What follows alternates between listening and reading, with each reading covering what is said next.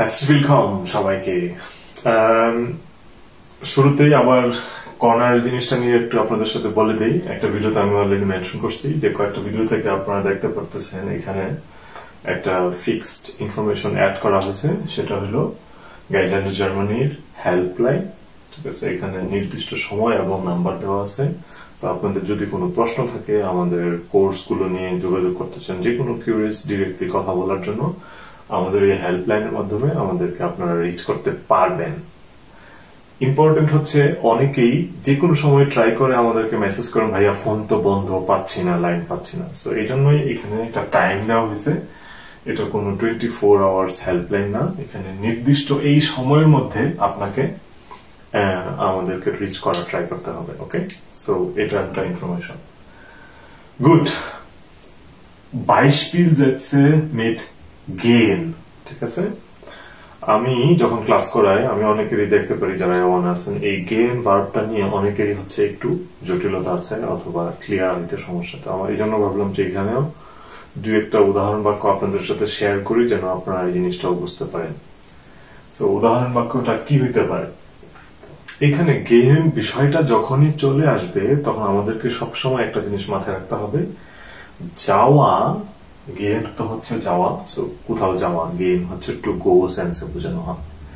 এই যাওয়া ভার্বটা, যাওয়া শব্দটা সবসময় কোন স্থানকে উদ্দেশ্য করে হয়। ঠিক আছে, যখন আমি যাওয়া ভার্বটা ব্যবহার করব, তার মানে আমি এখন এক জায়গায় আছি, কোথাও কোন জায়গাকে উদ্দেশ্য করে আমি এই যাওয়াটা মেনশন করব অথবা বলবো।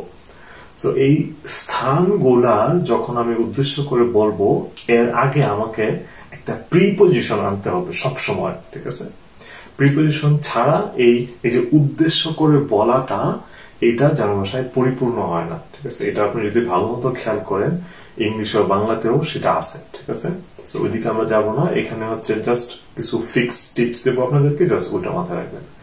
এখন দৈনন্দিন লাইফ মেনটেন করতে গিয়ে আমাদের যেই জায়গাগুলোতে যাওয়া পড়ে, সেগুলোর ক্ষেত্রে কি হয় তখন প্রিপজিশনটা, সেটার ব্যবহারটাই আমরা এখানে দেখবো। চলেন, প্রথমেই কি হইতে পারে। ঠিক আছে, প্রথমেই আমরা যদি আমাদের সেই উদাহরণ বাক্যগুলো নেই। ঠিক আছে, যে আমরা যদি এখন, কারণ আমি পার্সোনালি সবসময় সবগুলা বাক্য ইস দিয়ে হতে হবে তা না, আমরা অন্য কিছু দিয়েও বাক্যগুলা শুরু করতে পারি। ঠিক আছে, যেমন আমরা যদি রবিন এবং লিজা এই দুইটা ক্যারেক্টারকে সবসময় মেনটেন করি, তখন আমাদের একটা এর অথবা জির তৈরি হয়, অন্য একটা প্রনাউন ব্যবহার হওয়ার সুযোগ হয়। তো চলেন সেখানে দেখি। এখন আমি যদি বলতে চাই যে রবিন বাসায় যায়, ঠিক আছে, তখন সেটা কি হবে? সেটা তখন আমাকে বলতে হবে রবিন geht nach Hause, ঠিক আছে। রবিন geht nach Hause, এটা নিয়ে কথা বলার আগে আরো দুই একটা উদাহরণ বাক্য আগে লিখে নিয়ে আমি এখন আমি যদি বলতে চাই যে লিজা স্কুলে যায়, তখন কি হবে? ঠিক আছে, লিজা geht zur Schule, এটা গেল একটা। ঠিক আছে, আবার এখন যদি আমি যে রবিন পোস্ট অফিসে যায়, সে একটা চিঠি ছাড়বে জন্য পোস্ট অফিসে যেতে হবে, তখন কি হবে? তখন হয়ে যাবে রবিন geht zur Post। আবার এখন যদি আমি বলি লিজা ডাক্তারের কাছে যায়, তখন কি হবে? তখন হয়ে যাবে লিজা geht zum Arzt,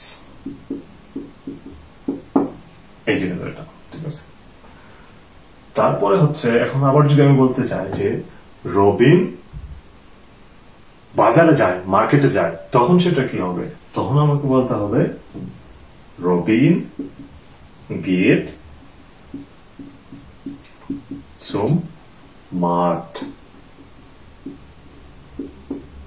ঠিক আছে। আবার এখন আমি যদি বলি যে লিজা পার্কে যায়, তখন সেটা কি হবে? লিজা